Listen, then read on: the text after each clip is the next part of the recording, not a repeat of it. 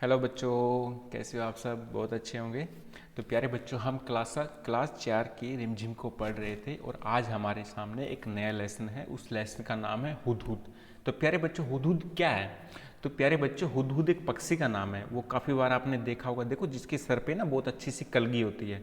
ठीक है, सर पे किसके कलगी होती है बच्चों? मोर के भी कलगी होती है। और मुर्गा जो होता है ना, ठीक है, मुर्गे के सर पर कलगी होती है और हुदहुद के सर पे भी कलगी होती है। तो वो उसके सर पे कलगी कैसे आई, आज हम इस लेसन के बारे में, इसी के बारे में आज हम पढ़ेंगे। तो हुदहुद पक्षी का नाम बच्चों, और हुदहुद को कैसे कलगी मिली आज हम पढ़ेंगे प्यारे बच्चों। तो बिना किसी देरी के प्यारे बच्चों शुरू करते हैं हम, ठीक है। तो हुदहुद को कलगी कैसे मिली? एक बार एक राजा था बच्चों, ठीक है, उसका नाम था सुलेमान। सुलेमान नाम के एक बादशाह था और आकाश में चलने वाले उड़न खटोले पर वह बैठे हुए थे। उड़न खटोला मतलब एक पुरानी कहानियों में बच्चों, एक जैसे हवाई जहाज है ना, अभी उस हवाई जहाज, तो पहले उड़न खटोले होते थे, ठीक है, वो जादू से चलते रहते थे, उड़ते रहते थे। उसमें बैठो और बोला, उड़न खटोले मुझको कहाँ लेके जाओ? मुझको पहाड़ पे लेके जाओ। वो उड़न खटोला पहाड़ पे छोड़ के आ जाता था। वो बोलेगा, उड़न खटोले अब मुझे स्कूल में, केवीएस स्कूल में लेके जाओ। उड़न खटोले के ऊपर बैठो, चलो उड़न खटोला मुझे केवीएस में छोड़ के आ जाओ रे। वो केवीएस में छोड़ के आ जाएगा। उसमें तेल डालने की जरूरत नहीं, जादू से उड़ता रहता था। उड़न खटोला बोलते थे उसको, ठीक है बच्चों। तो उड़न खटोले पर बादशाह सुलेमान कहीं पर जा रहे थे और गर्मी तो बहुत तेज थी बच्चों। धूप से परेशान हो गए और आकाश में उड़ने वाले गिद्ध, आकाश में जब उड़ रहा था उड़न खटोला, तो गिद्ध भी आपस में आकाश में उड़ रहे थे। तो गिद्धों से उसने कहा, तुम अपने पंखों से मेरे सिर पर है ना छाया कर दो। गिद्धों ने ऐसा करने से मना कर दिया। उन्होंने बहाना बनाते हुए कहा, हम तो इतने इतने छोटे छोटे हैं, हमारे गर्दन पर तो पंख भी नहीं है, हम छाया कैसे कर सकते हैं? सुलेमान आगे बढ़ गए।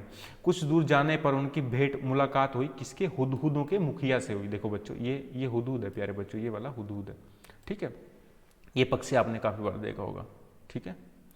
तो हुदहुद से हुई। सुलेमान ने उससे मदद मांगी। वो बोला, मेरी हेल्प करो तुम, और मुझे ना गर्मी लग रही है, तुम अपनी छाया कर दो। तो वह बहुत चतुर था रे, बहुत चालाक था रे।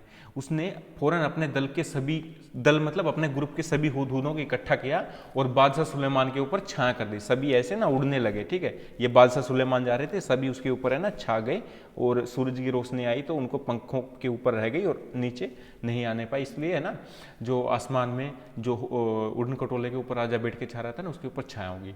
अब राजा के ऊपर छाया हुई, राजा खुश। तो राजा क्या करेगा रे? बादशाह क्या बोलेगा रे? उनकी भी हेल्प करेगा, बोले क्या चाहिए तुमको, ठीक है। तो फौरन सभी हुदहुदों को इकट्ठा करके बादशाह सुलेमान के ऊपर छाया कर दी। सुलेमान बोले, मैंने गिद्धों से भी मदद मांगी थी, लेकिन वे मेरी मदद कर सकते थे पर उन्होंने मदद नहीं की। तुम गिद्धों से छोटे भी हो पर चालाक भी हो, चतुर भी हो, तुमने सब ने मिलकर मेरी सहायता की, मैं तुमसे बहुत खुश हूँ। तुम्हारी कोई इच्छा है? मैं पूरी करूँगा, बताओ तुम्हारी क्या इच्छा है? मुखिया ने कहा, महाराज मैं अपने साथियों से सलाह करके बताऊंगा, अपनी इच्छा बताऊंगा। मुखिया ने साथियों से सलाह करने के बाद कहा, महाराज यह वरदान दीजिए, आज से हमारे सिर पर सोने की कलगी निकल आए। बादशाह हंसने लगे और बोले, मुखिया तुमको पता है इसका क्या फल होगा? क्या तुमने सोच लिया है? मुखिया बोला, हाँ महाराज, मैंने खूब परामर्श करके यह वरदान मांगा है। सुलेमान ने प्रार्थना स्वीकार कर ली। सभी हुदहुदों के सर पर क्या निकल आए बच्चों? सोने की कलगी निकल आई। अब मुझे बोलो बच्चों, सोने के लिए एक इंसान दूसरे इंसान को मार देता है रे, लूट लेता है रे, और पक्षियों को छोड़ेगा रे? वो इंसान छोड़ेगा रे? छोड़ेगा नहीं बच्चों। तो लोगों ने उनके सिर की सोने की कलगी देखी, वो तो हुदहुदों के पीछे पड़ गए रे, ठीक है रे। कोई तीर लेके, कोई लाठी लेके, कोई भाला लेके, मार मार के सारे हुदहुदों की क्या निकाल ली बच्चों? सोने की कलगी निकाल ली। किसी ने चैन बनवा ली, किसी ने कड़ा बनवा लिया, किसी ने कुछ बनवा लिया, और धीरे धीरे हुदहुद को सभी मारने लगे। हुदहुदों का वंश जो था ना बच्चों, वो समाप्त होने पर आ गया, क्योंकि हुदहुद बहुत कम हो गए। तब मुखिया घबराकर बादशाह सुलेमान के पास पहुंचा और बोला, मुझको राजा जी माफ करना, गलती मारे से हो गई। तो इस सोने की कलगी के कारण तो हमारा वंश ही खत्म हो जाएगा, समाप्त हो जाएगा। सुलेमान ने कहा। तो सुलेमान कहने लगा, मैंने तो शुरू में ही तुमको चेतावनी दी थी, खैर जाओ, आज से तुम्हारे सर पर सोने का ताज नहीं, सुंदर परों का ताज हुआ करेगा। और तभी से हुदहुदों के सिर पर किसका ताज है बच्चों? कलगी है, परों का है और बहुत अच्छा लग रहा है ये प्यारे बच्चों। समझ गए मेरी बात को? ठीक है, पहले ये सोने का हो गया था उनके ऊपर और राजा ने फिर उसको वरदान दे दिया, तो ये क्या बन गया बच्चों? ये सुंदर बन गया। ये देखो, ये कलगी, ये वाला हुदहुद होता है। समझ गए ना? अभी हमने तो पता चल गया कि हुदहुद के सिर पर कैसे कलगी आई, और अब हम हुदहुद के बारे में पढ़ेंगे। उसकी चोंच कैसी होती है, कलगी कैसी होती है, कितने अंडे देती है, कहाँ रहती है, वो सब पढ़ेंगे। ठीक है बच्चों, तो पढ़ते हैं। हुदहुद एक बहुत ही सुंदर पक्षी है। इसके शरीर का सबसे सुंदर भाग इसकी सिर की कलगी होती है। वैसे तो यह इसको समेटे हुए रहता है, मतलब समेट के रखता है, जैसे ऐसे ना समेट के रखता है ये, और जब भी कोई होता है ना चौकन्ना हो जाता है तो ऐसे खोल देता है ऐसे। ठीक है, ऐसे समेट लेगा, नहीं तो खोल लेगा। ठीक है, ऐसे यह चौकन्ना होकर परों को फैला देता है। यह कलगी देखने में हूबहू किसी सुंदर पंख जैसी लगती है। इस कलगी के बारे में तुमने अभी एक सुंदर कहानी भी पढ़ी है भैया। तो हुदहुद का सारा शरीर रंग बिरंगा होता है, चटकीला होता है। ठीक है, पंख काले काले होते हैं जिन पर मोटे मोटे सफ़ेद की धारियां बनी होती है। देखो पंख काले ही है, सफ़ेद धारियां बनी हुई ना बच्चों, ये वाली धारियां बनी हुई, देखो ये वाली बनी हुई है, धारियां बनी हुई है। गर्दन का अगला हिस्सा बादामी रंग का होता है, चोटी भी बादामी रंग की होती है, मगर उसके सिरे और काले सफ़ेद होते हैं। दुम का भीतरी हिस्सा सफ़ेद और बाहरी हिस्सा काला होता है। ये वाला भीतर का हिस्सा जो है ना ये सफ़ेद है, और ये बाहर का हिस्सा जो काला है। ठीक है बच्चों, और चोंच पतली, लंबी और तीखी होती है। चोंच देखो, इसकी चोंच लंबी भी है, पतली भी है, तीखी भी है। ठीक है, इसके बारे में है बच्चों। ठीक है, इस चोंच से यह आसानी से जमीन के अंदर छिपे हुए कीड़ों को मकोड़ों को भी ढूंढ निकाल लेता है रे। और इसकी चोंच ना नहराने से बहुत मिलती है। नहराने मतलब नाखून काटने वाले, नाखून काटते हैं ना जिससे, उससे नहराने से बहुत मिलती है।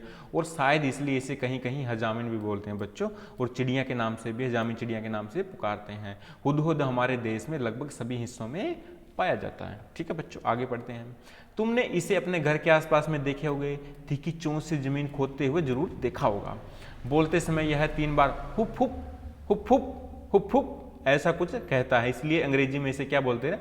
हुप ऊ बोलते हैं। हिंदी में इसे क्या बोलते हैं? हुदहुद बोलते हैं। और दूब में कीड़ा ढूंढने के कारण हमारे देश में कहीं कहीं से पदुबाया भी बोलते हैं। तो प्यारे बच्चों, मैं पूछूंगा तुमको, पदुबाया क्यों बोलते हैं? क्योंकि ये दूब में कीड़ा ढूंढ लेते हैं।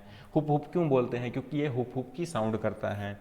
ठीक है, और सुंदर कलगी की वजह से कुछ देशों में इसे शाह सुलेमान बोलते हैं। मैं बोलूँगा हुदहुद को शाह सुलेमान क्यों बोलते हैं? क्योंकि हुदहुद को जो सुंदर कलगी दी थी वो शाह सुलेमान के वरदान से दी थी। मादा हुदहुद होती है ना, वो 3 से 10 अंडे तक देती है, और जब तक अंडे से बच्चे बाहर नहीं निकलते वह अंडों पर ही बैठी रहती है और हटती नहीं है। और नर जो आदमी होता है वह भोजन जाता है भोजन लेने, और भोजन लेके आता है, उनको खिला देता है। ठीक है, मम्मी उधर ही बैठी रहती है अंडों के ऊपर।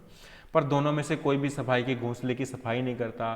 संसार के सबसे विख्यात पक्षियों में एक हुदहुद है। वह अपनी क्यों मशहूर है? सुंदरता के लिए बहुत फेमस है, पर इसे पालतू नहीं बनाया जा सकता। इसको लोग पाल नहीं सकते, घर में नहीं पालतू बनाया जाता। क्यों नहीं बनाया जा सकता?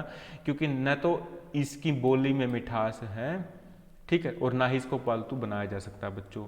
तो ये हमारी कहानी अभी इधर ही पूरी हुई बच्चों। ये कहानी आपको कैसे लगी? आपके लिए कमेंट बॉक्स खुला है, आप कमेंट बॉक्स में जाइए और मुझे बोलिए कि ये कहानी कैसे लिखी। ठीक है, और जो भी आपके दोस्त है, ठीक है, 4th क्लास में पढ़ते हैं, उनको ये भेज देना। ठीक है, उनकी भी हेल्प हो जाएगी, और आपको भी इसको 2 बार देखना बच्चों। और एक नई वीडियो में बच्चों फिर से मिलते हैं, तब तक के लिए बाय बाय।